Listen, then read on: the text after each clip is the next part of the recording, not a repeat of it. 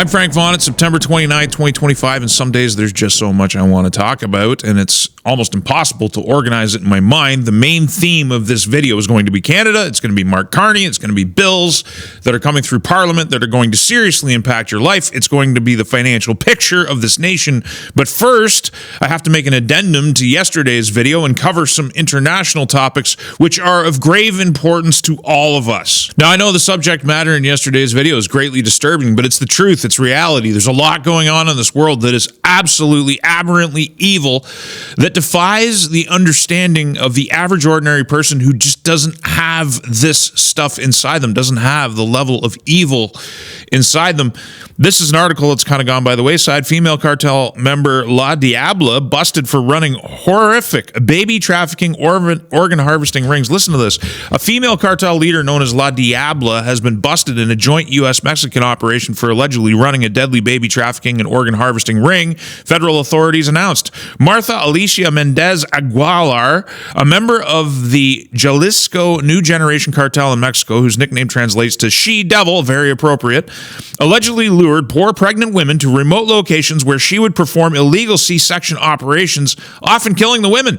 She would then harvest the dead mother's organs and sell their newborns to U.S. couples for up to 250,000 pesos, or roughly $14,000.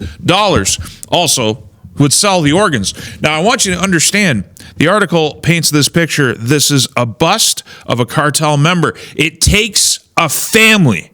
It takes an organization to engage in this level of evil. This is just one. This is just one cartel. There are triads. There are cartels. There are thousands, tens of thousands, hundreds of thousands of people involved in this. Not only that, there's a buyer on the other side. There are willing purchasers of the product that she's generating from the corpses of women. This is happening every single day. You got to wake up and you have to understand it's not just down in Mexico. This is happening in the United States. It's happening in Canada, and it's happening through the cartels and organizations that have overrun this nation and largely own our politicians.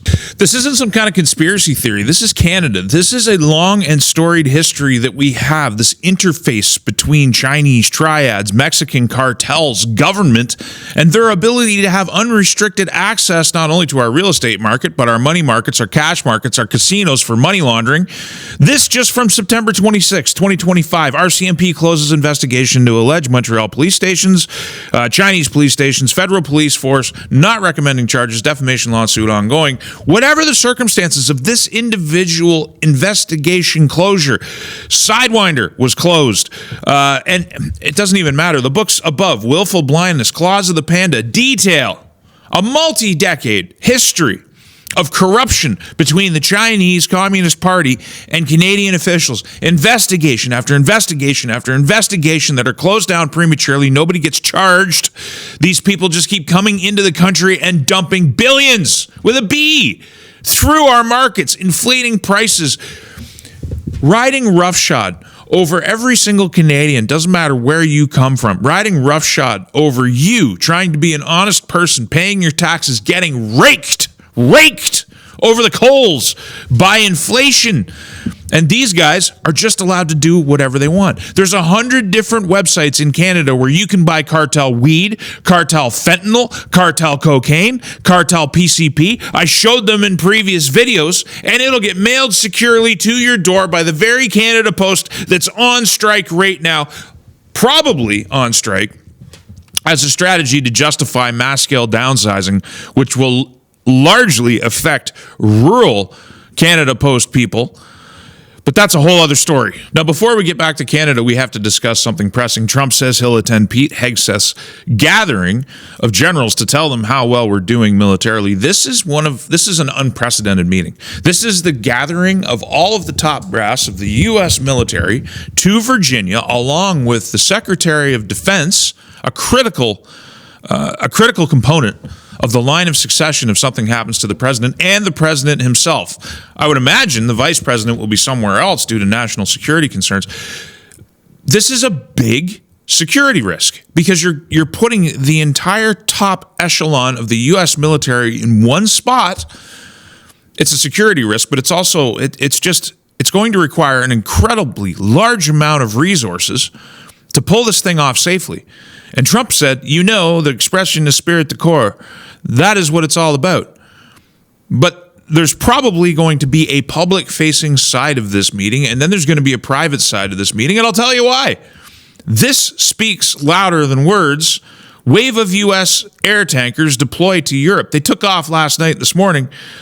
Air Force tankers moving to Europe, which are refueling tankers for the Air Force. The last time this happened, the United States bombed Iran. Why is this redeployment happening now? Trump also had today a press conference that actually might still be ongoing right now. I can't remember what time it was. A press conference with Benjamin Netanyahu. This force redeployment isn't happening because they don't intend to do something. Now, I don't know what it is. I don't know if it's got to do with Ukraine. I don't know if it has to do with the Middle East. I'm just some guy with a webcam who reads 8, 10, 12 hours a day. This speaks louder than words.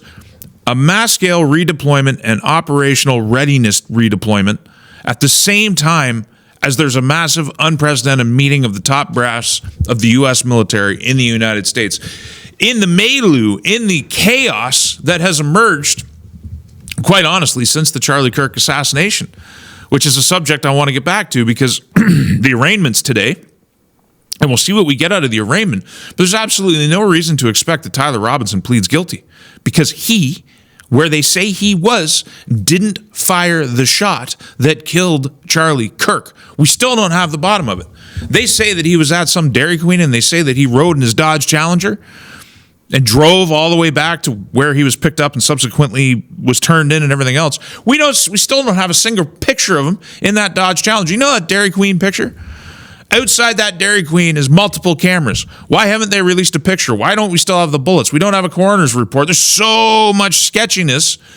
And right around the same time as that occurs, there's an about-face by the Trump administration vis-a-vis Ukraine, saying the Ukrainians can win the war if they have just enough armaments. Really, the only difference in approach is that Europe is going to be paying to keep the war going and buying U.S. weapons to send there at the same time as there's this mass-scale redeployment. This affects everybody, which is why I put it first. But let's get back to Canada. And in typical Frank Vaughn fashion, I said we were going to get back to Canada, but we're going to get there via a different path. Oklahoma overrun with Chinese-operated marijuana farms. And this, I only bring this up because the Americans have a China problem as well.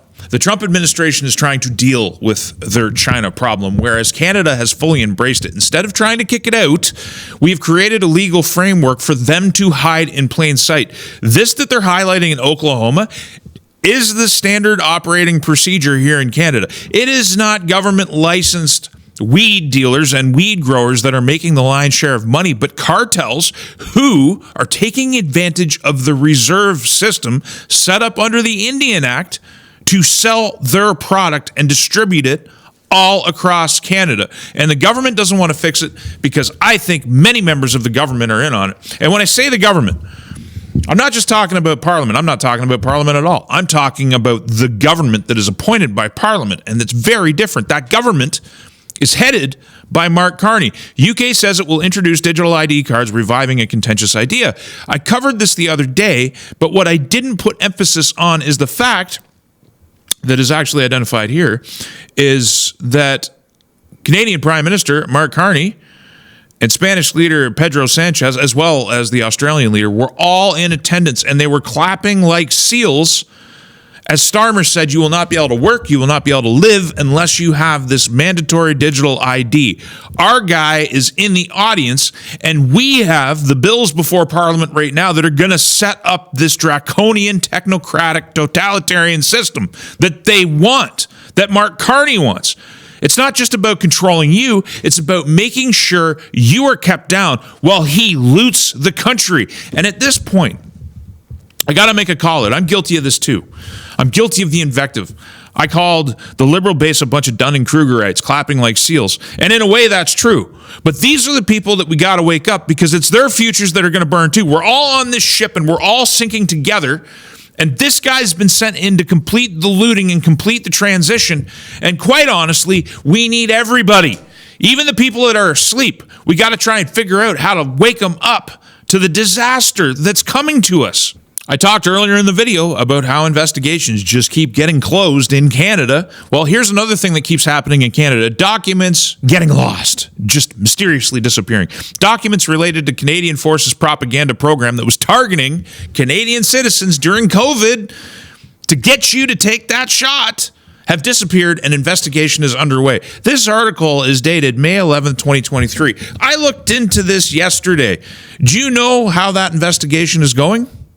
It's still ongoing. Nothing has changed since 2023. This is just another file we're not going to get an answer on.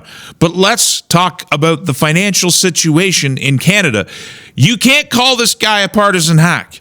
You can't call our parliamentary budget officer some kind of propaganda machine. Let's just listen. It should be very alarming, right? These are, I don't know, I think I use the words in French, and which the translators probably got really well, like stupefying, shocking, right? This is not, like, it's not a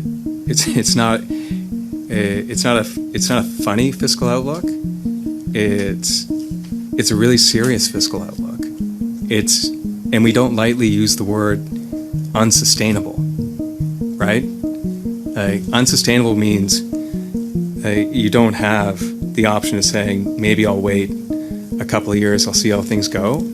It means if you don't change, this is done, right? It should be very alarming. When he says this is done, he means the country. I don't understand. There are accounts on Twitter. I don't know if it's financial incentives. I don't know if they're just stupid. I don't know if they're just ignorant. I don't know if they're so committed to Team Liberal that they just can't see the truth in front of their eyes. They're talking a $69 billion deficit just this cycle. We still don't have a budget, folks. We're still operating without a budget. They've kind of kicked back that timeline. We'll see if we actually get it and when we actually get it.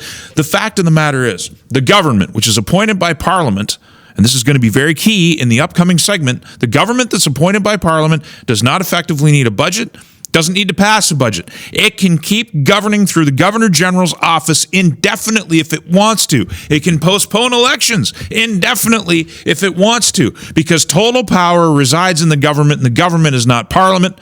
And I harp on that issue, and there's a reason for that.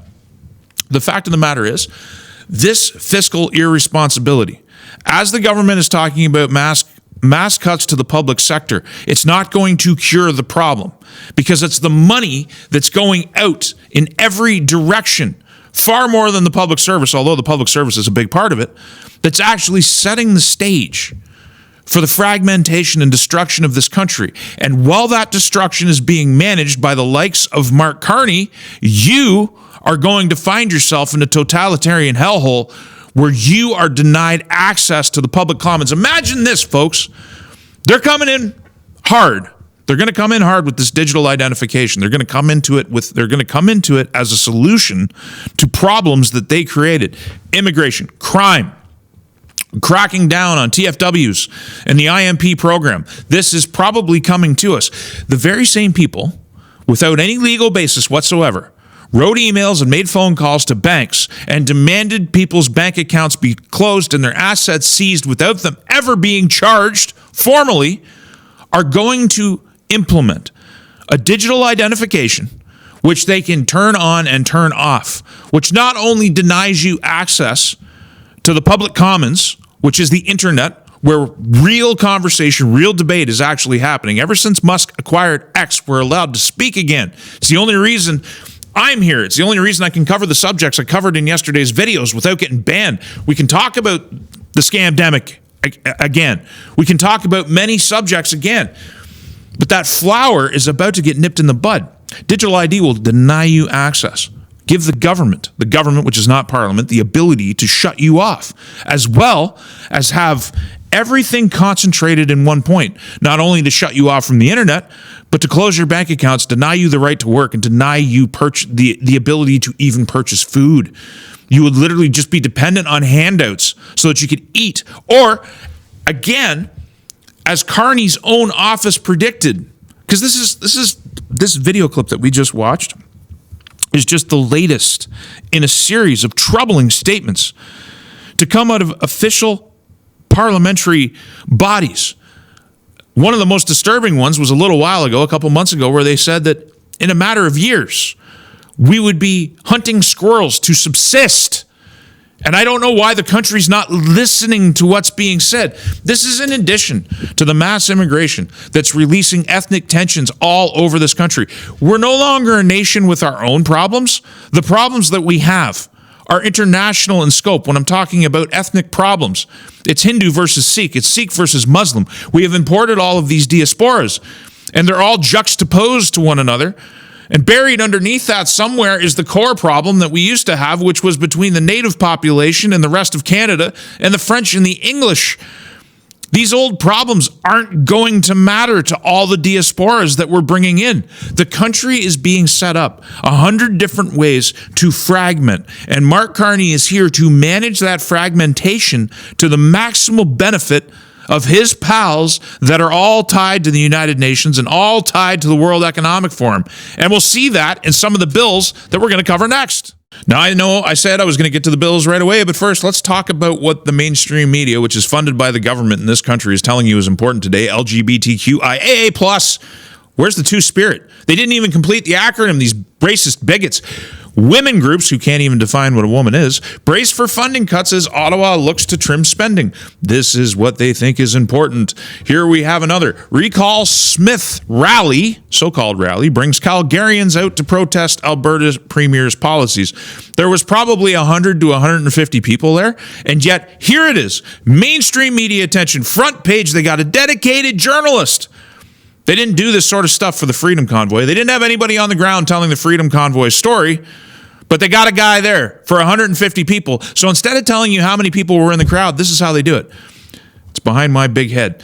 Many Calgarians arrived at the loosely organized protest. You see, right there is the framing, and framing is so key in propaganda. First off, many doesn't give you a number because the number would be damaging to the cause, but if you're smart enough to see through that language, they say loosely organized, which means either they didn't have time, or they were inept, or they were good meaning, but they couldn't actually get formal organization, and it implies automatically in your mind, if they did, they would have had greater numbers.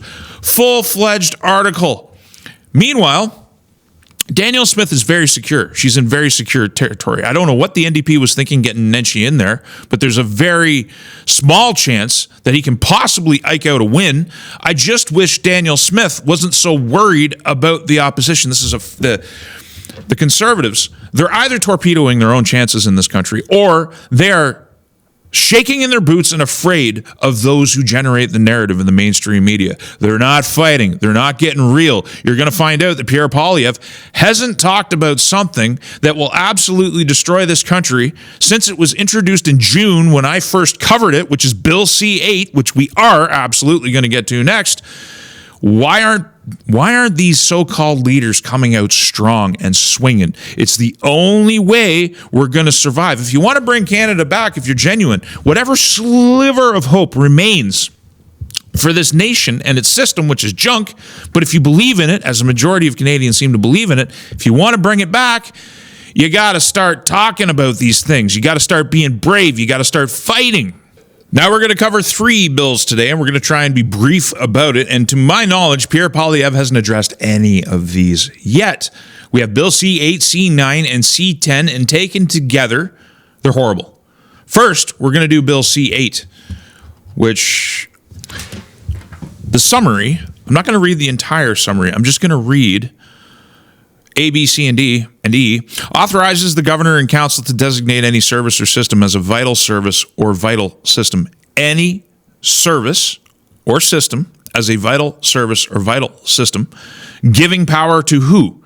Not Parliament, not you, not the judiciary, but the governor and council. What's the governor and council? That's what rules the country. Parliament merely rubber stamps the government into being, the prime minister and the cabinet.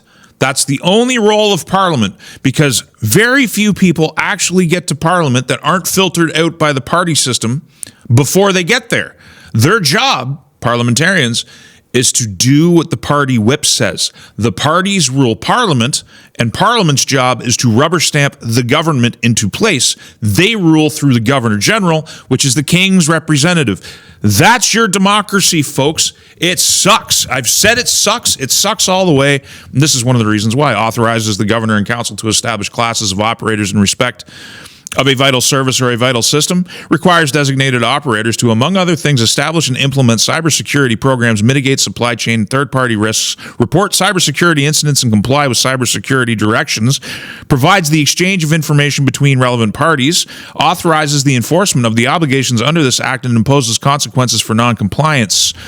This is, you see, Bill C-63, which died, an act to amend the Online Harms Act, to amend the Criminal Code and the Canadian Human Rights Act, was too big. There was too much here. Establishes the Digital Safety Commission of Canada, creates the position of Digital Safety Ombudsman of Canada, Digital Safety Office Canada. There was so much pushback against C-63 that it was likely going to get torpedoed anyway. We went to an election and all this stuff died. Now they're going to divide it up and they're going to release it in increments. Listen, Mark Carney wasn't accidentally. Nothing that politicians do. And Mark Carney, I don't know if he's a politician as much as he is a manager, but it's not accidental that he's in attendance when Starmer announces mandatory digital ID and he's one of the seals in the crowd that's clapping. This is a signal. This is telling you what's coming for Canada. And one of the ways they're going to do it is through Bill C-8. Now, I covered C-8 before. In fact, I covered all of this in dedicated videos when these things were first introduced before Parliament went to recess. We have Bill C-9, which came out on September 19th, which essentially, it just expands hate speech laws. And this is the beginning. It starts here. It starts with banning Nazi iconography and putting people in jail for it. And I think displaying Nazi iconography is reprehensible. But this can be expanded at a later date. This is a reinterpretation. This is the beginning of what we've seen in Britain. Thousands of people in jail for memes, while people who are taking advantage of children and women all over Britain are still roaming the streets safe and protected, and you're not even allowed to protest against them effectively. That's coming. Britain's the canary in the coal mine. Whatever happens there is destined to come to Canada, and you know it's destined to come to Canada because Mark Carney's indicated that he looks to Europe, to our future, not the United States, not North America, the World Economic Forum, the United Nations, who he is dedicated to and dedicated to integrating Canada with. Not Europe, the people, not the cultural heritage, not Western civilization, but his friends, who will own our destiny and will have the tools for a government that isn't Parliament to be able to cut you off from the basics of society.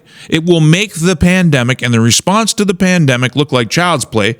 But then there's Bill C-10, an act respecting the Commissioner for Modern Treaty Implementation.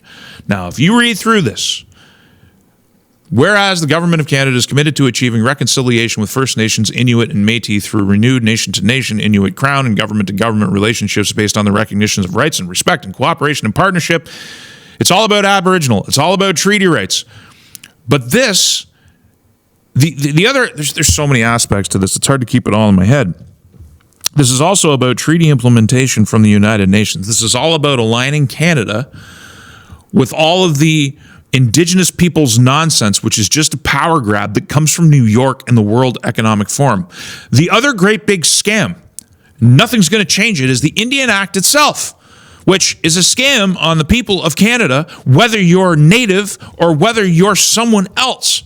Because the Indian Act creates a framework where in exchange for financial welfare that goes to the bands and not the people, the reserve system is recognized as the authoritative system governing this so-called nation-to-nation relationship. And as I've covered on this channel, the bands don't own the land. They lease it from the Crown. They're getting screwed too. They're basically still a prison system. If you want to be tax exempt, if you want to gain access to some of those privileged rights, which Canadians are jealous of, you have to stay on the reserve. You can never own property. You can never own your house. You can never, financially gain off reserve. As soon as you go and you work off reserve, you have to pay taxes like everybody else. If you want a future, you have to leave. If you want the welfare, you have to stay and live under the thumb of the band that doesn't even own the land underneath their feet. This Bill C-10 is about the treaty implementation that comes down from on high. The desires of the international community, so-called.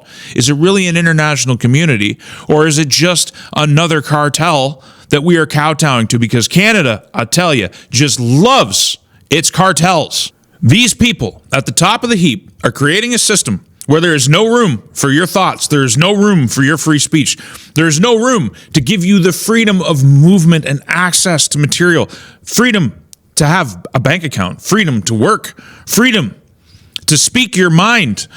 What we need right now more than anything is liberals, NDPers, conservatives of all shades and stripes to wake up to what's actually happening. And we need bold leadership from the so-called opposition. I pray that whatever leader the NDP decides to pick takes their small caucus and actually starts to rebuild that party in opposition to both the Conservatives and the Liberal Party, renewing its role, rather than being a rubber stamp for the Liberals in office, as an opponent to the Liberals on the left. That's the only way the NDP can strike out and create a future and maybe do their part. Because you got to remember, we're still technically in a minority government here. A minority government with total power. Trudeau was in a minority government, had total power through the Governor General's office. I mean, if in a perfect world, we need reform. We need reform desperately. But in order to get there, one way or the other, reform can mean doing it through the system, or it can mean separation. Because that's what I think should be on the table right now in the Western provinces, is actually looking at how to get out of this rotten deal. We need everybody. Now listen, I don't plug very often, and I always wait until the end of my videos. I do everything in reverse. I'm not monetized. I'm not even kidding you, I could prove this if I needed to prove it. I just got an email last night from another company that wants to sponsor me. All I got to do is say a few words in my videos. I'm not doing it. I don't want the sponsorships. I don't want the monetization. The channel only grows because you people interact with it, because of the viewer. I'm nothing without any of you. I make no money off these. I make money when you people decide to pay for what you've already received. And I'm not trying to obligate anybody, make you feel guilty if you don't have any cash. But listen, this is an 8, 10, 12-hour a day, 7-day-a-week job. I do take breaks every now and again, as I just did for various concerns that I had to deal with. But if you actually value the content, please consider financially supporting it so that I can continue to do it. I only have so many hours in a day. And some of those hours have to be dedicated to making some money so that I can eat and so that I can live. And if you want me to do this full time, you, the viewer, have to figure out how to make that happen. Because I am not going to sell anything. Period. I'm Frank Vaughn. I'll see you in the next one.